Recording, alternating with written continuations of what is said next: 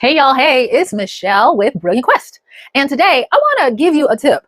Do you want to be able to get ahead, whether it's on your job or in a business venture or socially, building your network, getting around high value people? I'm going to give you this tip. And it is simple. It is build up your curiosity. There is something known in the educational world, and that is there is something called the curiosity quotient. Look it up. It's got Wikipedia and everything on it. And with the curiosity quotient, it is something that people measure in folk to tell their propensity for not just intelligence, but useful intelligence that is going to help them to get ahead in life. So have you noticed, like, okay, I don't watch a lot of shows, the reality shows, but when I do, I tend to like to watch strategy shows. And I watched one recently. Shout out to Netflix. I watched, and it's called The Devil's Plan. Now, it is Korean based, but it is overdubbed in English if you're watching this from English. And let me tell y'all, if you want to see a master class in curiosity quotient, you will watch this show. And the reason why is, yes, they do all of the cunning and all of that, but the way the challenges are set up, they give you these intricate games and they purposefully convolute the directions and all of that. And what it does is it makes it almost a even playing field, because you can have people that have the different types of intelligences. And I didn't have this list prepared, and I don't want a chance trying to call them out. But there are 9 different types of intelligences, and I saw them on display in this show that, like I said, you can find on Netflix, called The Devil's Plan. And what I found that was the through theme throughout all of it was how curious someone was. And I want to talk to you about curiosity. So I just want to give you this kind of lesson. This is something that I teach to people who are in my community, because we're about that mental sharpness life. Okay. And the thing about curiosity, it does not care about what your IQ is, because that's just one of the 9 intelligence types that we know about today. I mean, you got people that are naturally intelligent when it comes to nature, being self-aware, being aware of other people, tacit knowledge, meaning, there's people that are street smart, just inherently, people that can dance, movement, people that are good at 3D ideation, around their surroundings. I mean, on and on and on. But like I said, I didn't want to include that here, but it's coming out. I might try to go and find the list and put it here. Okay. So, but anyway, I do want to talk to you about curiosity, and I'm excited about this because, like I said, it is the great equalizer. You can consciously increase your curiosity quotient. Now, a curiosity quotient, they actually have a formula for it, where you put the ability to be passionate enough to seek for more or seek wider and deeper into something. Yeah, that increases your curiosity quotient. One of the byproducts of curiosity, and I'm sorry, y'all, I got something going on up here. Anyway, one of the things about curiosity that is a byproduct of it, you become almost Socratic, where you start to get better at the questions. Now, remember I was telling you about the Devil's Plan, right? And one of the things was they were allowed to ask questions of the dealers, and the dealers were the people officiating the games. And when you saw people who had high curiosity, there were two people. I'm not going to spoil it for you if you go watch it, but there were 2 people. Their curiosity quotient was so high that they made sacrifices. They didn't go to sleep. They purposely sought out the punitive things so that they could verify and move forward. And out of the whole game, these 2 people were so curious that they were on a totally different level than everybody else. They discovered something that was hidden in the game that was there for the curious. And if you look at, like I said, the talent, you're not going to say, oh, these people are the smartest when it comes to, the math and all of that. But because of that curiosity, oh, baby, they became the ones to beat. All right, so I made some notes. I got you. But before I make those notes, I have a great book that I love. Now, this book is, how can I say it? This book is really good at talking about the educational system. And if you are a Montessori school person, you're going to be mad because he comes for you in there. But it does a great job of describing curiosity, describing why you can have children in different environments and they are able to increase their quote unquote intelligence by way of curiosity. They talk about filling your database of experience and all of that. And let me put a pause before I show you this book. I have been loving watching the younger folk on here. There are a few of them that are using this term called data sets. And data sets is kind of like a download of when you go to different locations in the world and interact with different cultures, you get downloads, meaning that you get exposed to different ways of life where you're able to take what you know and expand it. And when I saw that, I was like, oh my gosh, that's like data sets from this book. Okay, so focus, Michelle, back on it. All right, so here's the book. The book is called Curious, and it's by Ian Leslie. And I'll tell you, when I like a book, because I'm an audio learner, so I have like over 1,000 books in my Audible. I am an audio book person, and I'm usually able to get through a lot of books each month. And when I like one, I will go on and get it for my bookshelf, because once I've listened to something, I'll make some notes if it's that good. But then I can go back and actually go in the book and find where the notes are without having to go and try to figure it out on Audible again. So Curious. It's got the owl with the head turned to the side, to the side. Okay. And it's by Ian Leslie. I'll put this in the description. All right. So on with it. You have listened to me talk about curiosity, and now here comes the good stuff. All right. So bear with me. There are two main focuses of curiosity. So if you're trying to get ahead and you want to do it a way that is straightforward, and it's not that hard, and it's not going to cost you a lot of money, but maybe time, I want you to learn these two different ways of being curious. Okay. So bear with me. I have my notes. I'm going to be looking down a little bit and reading, but bear with me. That's why glasses. All right. So anyway, there's the first one, and these are not, they don't have supremacy over one or the other. I encourage you to use both of them. I do have a preference for the second one because that's the one that puts you over the top, but make use of both of them. Okay. So here we go. So the two different ones. The first one is the why. It's the cause and effect, the research, the composition of things. This curiosity asks why things happen. Yeah. It must dissect, reverse engineer, and it's driven to get to the origin or the beginning of a thing. Now, there are some derivatives of this type that people find themselves in. That is, being a gossip, nosy, in people's business. But why? What is the end goal? So if you want to use the why of this, understand that it is going to allow you to understand the foundations of something. In another video where I talk about information, I talk about how people who are able to be ahead of the wave understand the directions and the flows of things. You want to get good at understanding the way things flow so that you can go to the origin and get ahead of the wave and ride it the longest? Break it down using this type of curiosity. I'm going to repeat this. Okay. So this first kind of curiosity is about the why, the cause and effect, the research and composition of things. It asks why things happen. It must dissect, break it down to its least common denominator into all of its little component parts. It's what we do when we reverse engineer something. We are seeking to get to the beginning. And by using this type of curiosity, like I said, you get benefits. You get to understand what is the foundation, what is the bedrock that this concept, product, tangible, intangible, thought, philosophy is about.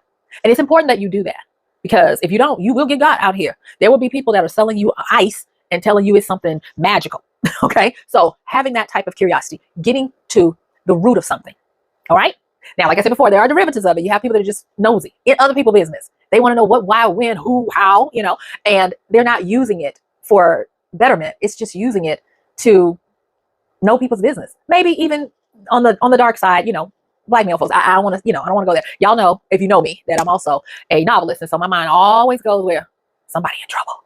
Okay. So anyway, that's the first one that I want to talk about curiosity. And I'm gonna give you the second one, and then we'll come back and close this out. All right. And thank you so much for sticking with me right now. I appreciate this so much. All right. So anyway, the second type of curiosity. And I do want to say that you're not going to get my notes, because these are my notes in this book, but you'll see some similarities. But the second type of curiosity is all about results and outcomes. Now, this is where it gets good. This right here is where you get ahead. All right. So once you understand the foundation, how it's put together, you reverse engineered it, you know the origin, you know where to be to be on the cutting edge of it so that you can ride the wave till it gets all the way back into mainstream. This is where you put it over the top. You are all about results and outcomes. You are curious for the sake of figuring out hacks, shortcuts, effective and efficient ways and things. Think about it. We pay a lot of people a lot of money to do this second type of curiosity. Once they have gathered their data and they have gone in to figure out the results and the outcomes, we pay them for it because they're going to do one of three or a combination of them. They're going to make something simple. Well, I need to do it in order. They're going to either automate it, meaning that it's push button or it does it for you. They're going to simplify it where it's easy to understand, or they take out all the extemporaneous crap that you don't need and just give you what you need. We talked about that on another video, and that's called a synthesizer. I'm a synthesizer. And then they're going to either systematize it or they're going to structure it in a way where it's replicatable, where you can't mess it up. It's basically, they're going to turn it into a kind of recipe that you can follow. This sounds like the scientific method, doesn't it? Yeah. And that it all comes from understanding this second way of being curious. Okay. So this person or this type of curiosity or this curiosity quest, and shout out to Brilliant Quest, you can learn more about this in that community. Yes. It seeks to ask how things happen. Now remember, the first one asks why things happen. But the second type, that's results and outcome driven, is about asking how things happen. And it is driven to take action. This is how you get ahead of folk. And it does trial and error. Now, one thing about this type of curiosity, you got some skin in the game. The first type is all about the information. It's all about figuring out why, what, happened. How does this come about? This type requires action. You got to get skin in the game. And when you get skin in the game, it means you got to be willing to fail and try again. Because like I said, trial and error. But with this kind of curiosity, guess what you do? You create new pathways. You become a trailblazer. Or sometimes you just blow up the trail. There is no trail. And you surge head first to get to the ending, basically the result. And you can tell people who are naturally the second kind of way of curiosity, because you can have a conversation, or you're trying to sell them something, or you're trying to teach them something, or you're trying to just conversate with them. There's going to be one person, tell me more, and they want to get down in the weeds about the thing. But then this other person's like, can you just get to the point? What does it do? They ask questions like that. If you are online selling, or you want to, especially if you're in our community, we teach you, how to use this kind of stuff when you're developing how you're going to sell to your community. And that is, we get you to understand that age-old tactic, if you will, of benefits over features is curiosity. It's curiosity. It is where, if you are doing features, you are talking about the first type of curiosity. That is the reverse engineering. It's the cause and effect. It is the dissection. It's the why. It's all of the fun things that are the components of something. But we know that features, meaning what's in it for me? What does this do for me? Or what really sell whatever it is you're trying to sell? That's number 2. That's the results and the outcome. What's in it for me? How does this help me get the result that I want? So I'm giving you that so that you can understand a little bit different, different ways of understanding just how powerful curiosity can be. All right. So what I want to say about this is there are ways that you can use both of them interchangeably to get ahead, to get what you want. So this is what I want you to do. Okay. What I want you to do is I want you to develop just 4 steps. 4 steps. I want you to devote 1 or 2 to the first type. And you can chunk this down. It can be a lot of stuff in your steps. But I just want you to kind of like put common things into each one of these steps. And I want you to be curious enough to dissect and to get a result from something that you've been wanting to know about. Okay.